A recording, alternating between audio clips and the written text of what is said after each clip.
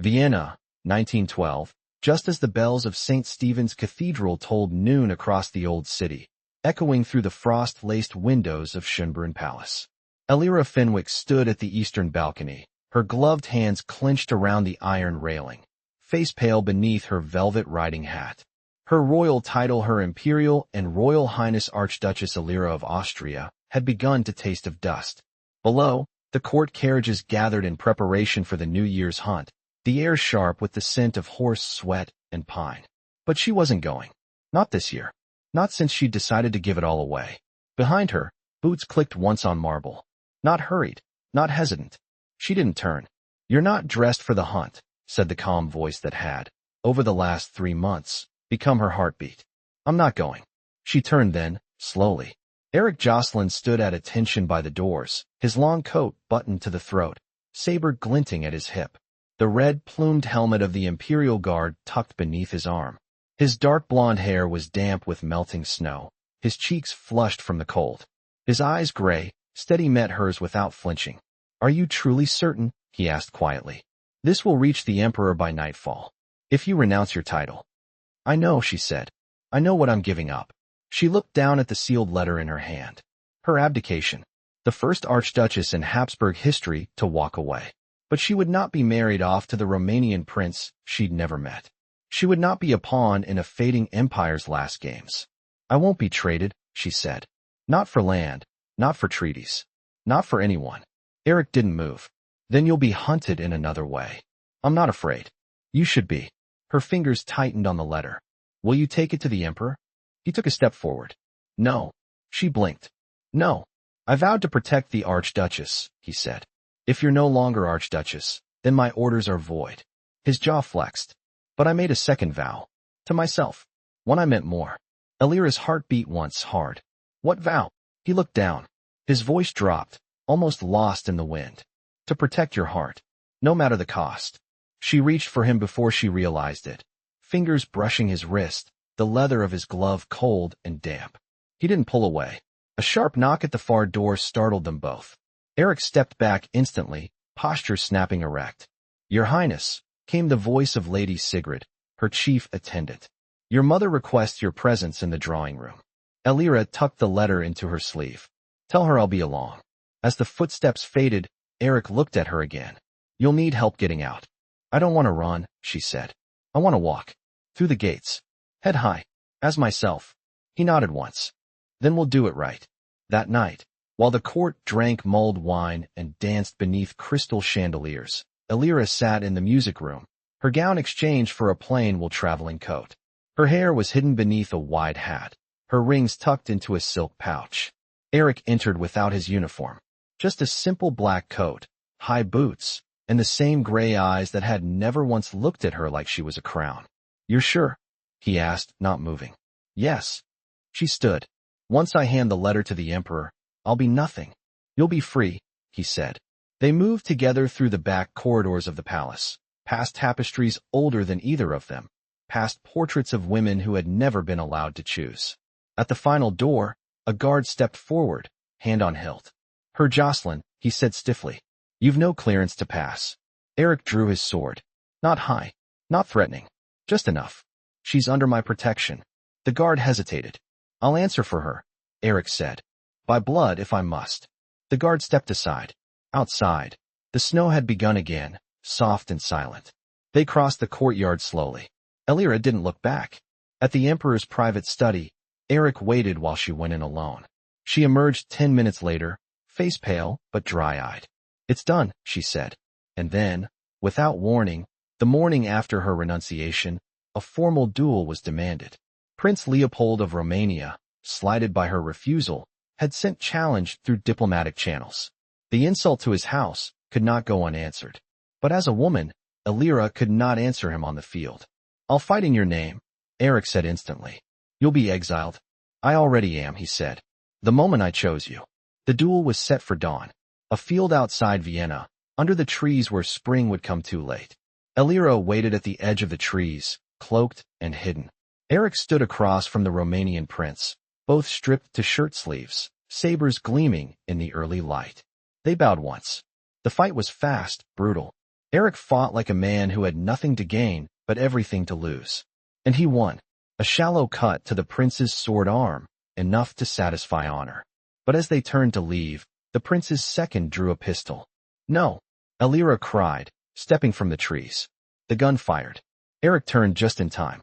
The bullet struck his shoulder, spinning him back. Elira ran to him, falling to her knees in the snow. "You're all right," she whispered, pressing her hands to the wound. "You're all right." He winced, teeth clenched. "You came." "I'll always come," she said. Behind them, the Romanian entourage fled. The prince bleeding. The duel dishonored. That afternoon, news of the treachery reached the emperor. The prince's court denied all involvement. The alliance dissolved. But more importantly, the emperor summoned Elira once more. "You have no title now," he said. "No protection. And yet, you chose love." She stood silent. He looked at Erik, his arm in a sling, standing with quiet defiance. "Very well," said the emperor. "Leave Vienna. Quietly. Do not return. But go with my blessing." They left by carriage that same evening. No guards. No fanfare. Just the two of them. A former archduchess and the guard who had vowed to protect her heart. As the city faded behind them, Elira leaned into Erik's uninjured side. "You never asked me to stay," she murmured. "I knew you wouldn't," he said. "You were always braver than all of them." And when she looked up at him, eyes shining, he kissed her. Not as a guard, not as a subject, but as a man who would never let her go. The train from Vienna pulled into a small station near Lake Geneva just before dusk, its iron wheels hissing against the cold track. The mountains rose in quiet majesty beyond the platform.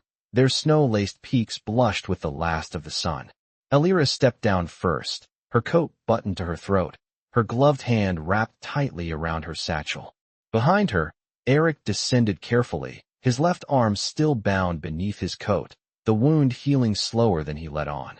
The air smelled of pine and train smoke and something faintly sweet, perhaps roasted chestnuts from the market they'd passed half an hour before. The village was small, the kind of place where no one asked questions so long as you paid the innkeeper twice what was due. They walked in silence through narrow cobbled lanes until they reached a stone inn with green shutters and a crooked sign that read, "Auberges du Cerf." Inside, the hearth crackled with birch logs, and a woman with kind eyes took their names without recognition or suspicion. Erik paid in francs, and they were shown to a modest room with a sloped ceiling and a single window that looked out over the lake. Elira sat on the edge of the bed, removing her boots slowly. She hadn't realized until now how much her feet hurt. Erik lit the single lamp on the wall, his movements careful, the stiffness in his shoulder more visible when he thought she wasn't watching. "You shouldn't carry both bags," she said, voice low but firm. "You're not healed." "I'm strong enough for this," he replied, setting the second bag down with a quiet thud. "But you don't have to be," she said. He looked at her then, really looked, and for a long moment neither of them spoke. "I don't know what I am now," she admitted finally, her hands folded in her lap. "Without the court, without duties, without the people kneeling, I thought I would feel free." "And do you?" She hesitated. "I feel untethered." "That's not the same thing." "No." He sat across from her, leaning forward slightly. "You were raised to rule. Every day of your life was decided before you woke. Now you wake and decide for yourself. That's not freedom. That's beginning." She rested her chin on her hand, studying him. "How do you always know what to say?" "I don't," he said. "I only say what I couldn't when you wore the crown." The lamp flickered. A gust of wind rattled the shutters. "I heard the chamberlain say once that you were born in Salzburg," she said after a pause. "I was. Do you miss it?" "No." She tilted her head. "Why not?" He leaned back, his gaze distant for the first time since they'd arrived. "My father was a miner. My brothers too. When I joined the guard, I sent every kreutzer home. But they died in the winter fever 6 years ago. There's no one left there now." She stood and crossed to him, placing her hand gently on his good shoulder. "I'm sorry." "I'm not," he said quietly. "They were proud. I wore the uniform. I stood behind you at the coronation in Prague. My mother cried when she saw you ride past on the white mare." Elira blinked. "I didn't know you were there." "I was always there." She sat beside him, their knees nearly touching. "You never looked at me the way the others did." "I never wanted anything from you," he said. "Except to stay." The words hung between them like breath in winter air. That night, She couldn't sleep. She rose and stood at the window, watching the moonlight shimmer on the lake. Erik stirred once in his cot near the fireplace, but did not wake. The room was quiet, the kind of quiet she had never known in Vienna. In the morning, she went alone into the village and bought a small notebook from the stationer, its cover worn soft from handling. She returned to the inn and sat beneath a linden tree in the back garden, writing until her fingers ached. When Erik found her, he carried a folded piece of paper in his good hand. "What's that?" she asked. "A letter from the emperor," he said. "It arrived by special courier. The innkeeper brought it to me." Her breath caught. "What does it say?" He unfolded it and held it out. "He's offered you a stipend. Quietly. To live abroad. On the condition that you don't return to Austria without permission." She read it twice. "It's generous. He still considers you his kin." She folded the letter and set it in her lap. "I don't know if I'll ever go back. You don't have to decide yet." She looked up at him. "Would you follow me anywhere?" He didn't answer at first. Then, "I already have." A soft wind stirred the leaves above them. She reached for his hand, and this time, he didn't hesitate. They spent the next weeks in the village. Erik taught her to cook simple meals over the hearth. She showed him how to read French from the books in the inn's library. He walked with her through the vineyards above the lake, her arm through his, her laughter no longer careful. One afternoon, she found him repairing the latch on the garden gate, sleeves rolled, brow furrowed in concentration. "You could have been anything," she said from the doorway. "A carpenter. A teacher." He glanced over his shoulder. "I was what I needed to be. And now—" He straightened, wiping his hands on a cloth. "Now I'm what I want to be." She stepped down onto the path, her skirts brushing the grass. "And what's that?" He looked at her, not with awe, not with caution, just with quiet certainty. "Yours." She kissed him then, under the open sky, where no one could say no. By early spring, the village thawed into green and gold. The lake softened at the edges, no longer silver with ice, and the first wildflowers pushed through the soil behind the inn. Elira now rose early, often before the sun, to walk the narrow orchard paths behind the chapel, where the linden trees dripped dew and the distant cowbells echoed faintly from across the valley. Erik joined her only sometimes when he wasn't working with the carpenter in the next village, learning how to shape wood with steadier hands than a saber had once demanded. His shoulders still ached in damp weather, but he no longer flinched when lifting crates or turning the heavy crank of the workshop's lathe. That morning, she found him smoothing a length of chestnut plank with quiet focus, his sleeves rolled, the scar on his upper arm visible where the fabric gaped. She waited until he looked up. "You've made something," she said, stepping inside the sawdust-warmed shop. "A table," he replied, brushing fine shavings from his palm. "For the room above the stables. The innkeeper's son is to marry in May." She ran her fingers along the edge of the wood. "You've never told me your full name." He wiped his hands on a rag, then leaned against the workbench. "Erik Matthias Jocelyn. My mother added Matthias for the feast day, though my father never used it." She sat on the stool beside him. "I've only ever been Elira. No middle name. Just a title that came like a chain." "I could give you one," he said, teasing lightly. Her brow arched. "What would you choose?" He folded his arms, thinking. "Something that means stubborn. Or impossible to forget." She laughed, then looked down. "You never ask if I regret it." "I don't need to." "But you don't know," she said, voice lower. "Sometimes, when the bells ring, those old bronze bells from the church tower, I remember the ones in Schönbrunn. The pattern's almost the same. And for a moment, I forget I'm no one." He watched her carefully. "You're not no one." "I'm not a princess." "No," he said. "You're the woman who faced the emperor with a letter in her hand." She held his gaze. "I want to belong somewhere again." He didn't answer, but his hand brushed hers against the bench. That was enough. Later that week, a letter arrived from Zurich. Elira opened it alone in the attic room they shared, sunlight striping the bed through the half-shuttered window. She read it twice before folding it into her coat pocket and walking down to the riverside, where Erik was mending a fence with the innkeeper's second son. When he caught sight of her, he handed off the hammer and followed without a word. "There's a girls' school," she said as they walked along the bank. "In Lausanne. They're looking for a teacher to tutor French and history to the younger students. The headmistress is a widow." She remembered my mother's name. He slowed. "Would you take it?" "I'd like to." He looked out over the rippling water. "Would you live there?" There's a cottage near the gardens. Modest, but with a kitchen and a small room for reading. They offered it with the post. He nodded once. It's a good step. You were always meant to teach someone something. She watched him. Will you come with me? He hesitated, then met her eyes. If you'll let me build us a table like this one that lasts longer than war or winter, then yes. By April, they were moved into the cottage behind the school. The walls were thick stone, the roof pitched steep against the rain, and the windows looked out over rows of lavender and lilac. The headmistress, Madame Vowed, proved discreet, brisk in manner but warm in judgment. She asked no questions about Elira's past and paid her fairly. Erik found work nearby 2 villages over, with a man who built carriages and did not care if his new apprentice had once worn silk-lined dress coats beneath a red-plumed helm. He rode there at dawn on a borrowed horse and returned by dusk, his hands stained with oil and varnish, his shoulders broader from honest days. They shared the cottage without naming what they were. The villagers assumed what they liked, but no one pried. In the evenings, Elira read aloud from borrowed books while Erik carved notches into a wooden chessboard he'd begun shaping on the windowsill. They never spoke of Vienna. One morning in June, she found him in the garden, kneeling by the fence where morning glories climbed. Do you remember what you said that night? She asked, resting her hand on the gate. He didn't look up. Which night? The one after the duel. When I told you I'd always come. He stood slowly, wiping dirt from his hands. I remember. I meant it, she said. But I want more than coming back to you. I want to build something forward.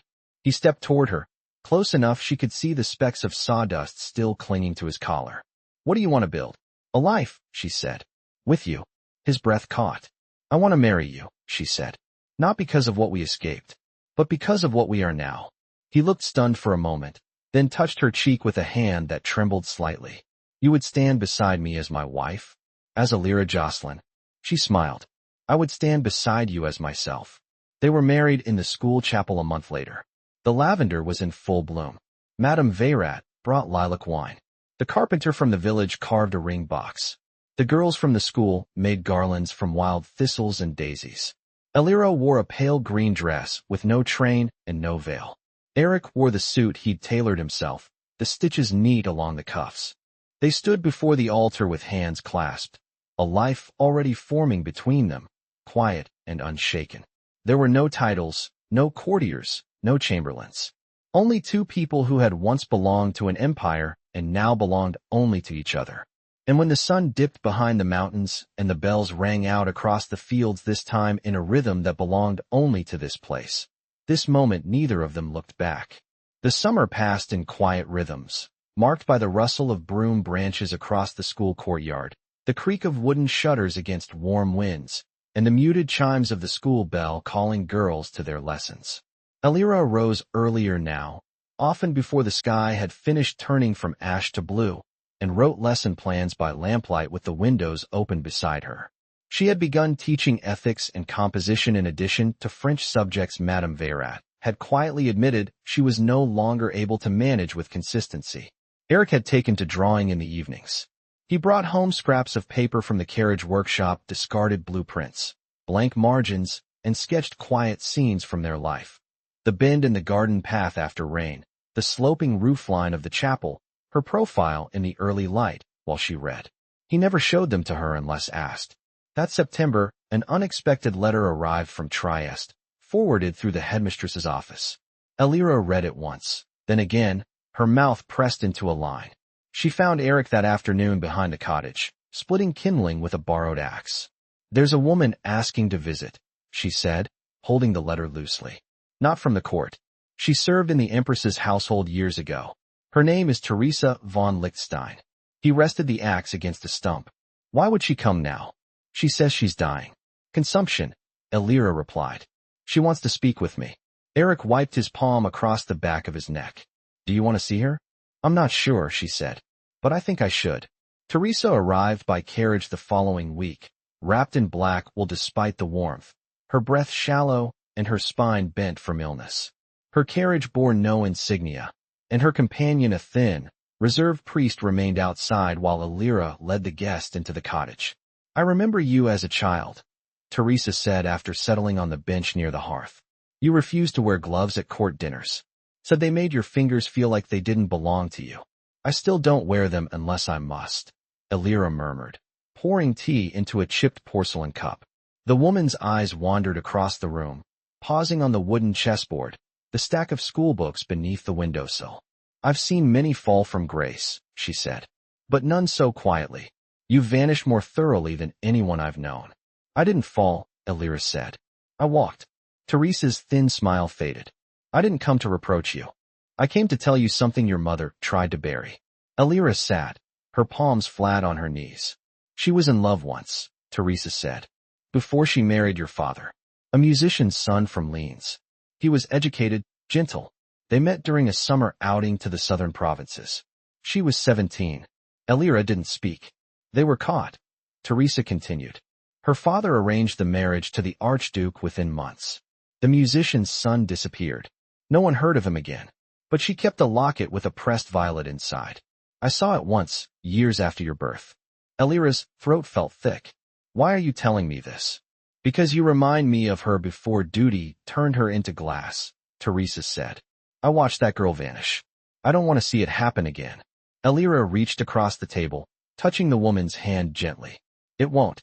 After Teresa left, Erik found Elira standing by the orchard gate, her hands folded, eyes fixed on the clouds gathering over the ridge. She told me something about my mother, she said without turning. He waited. She chose once. But she chose wrong. Or maybe didn't have the chance to choose fully. He stepped beside her. You did. I just wonder if she would have done it differently if someone had told her it was allowed. They walked the orchard path in silence, their steps falling into rhythm. The air smelled of pears and damp earth. That evening, Elira found Erik's sketches laid out on the table, unspoken invitation in the way they were spaced. She studied each one carefully, pausing on a charcoal drawing of her standing at the chapel steps, the folds of her apron smudged but precise. These are beautiful, she said softly. He leaned in the doorway, arms crossed. I don't know what to do with them. You already have, she said. You saw me. That's enough. In early October, the school held its autumn fete.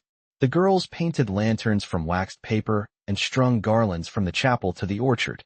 Erik carved a wooden swing for the headmistress's youngest niece, who had taken to following him around the garden with a basket of apples and questions about horses. Elira wore dark blue linen and a ribbon in her hair, and when the fiddler from the village struck up a reel, Erik took her hand without asking. They danced slowly, not to the rhythm of the tune but to something older, quieter, something they carried between them. I never asked you, she said, fingertips brushing his shoulder, what you thought the first time you saw me. I thought you looked like someone who'd never been allowed to breathe with both lungs. She laughed, startled. And now, she asked.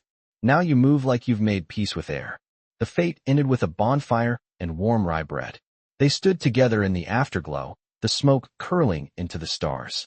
That night, as they lay beneath the sloped ceiling of the cottage, she reached for his hand in the dark. I don't dream of the palace anymore, she said. He turned toward her. What do you dream of? Waking up beside you, with nothing to prove.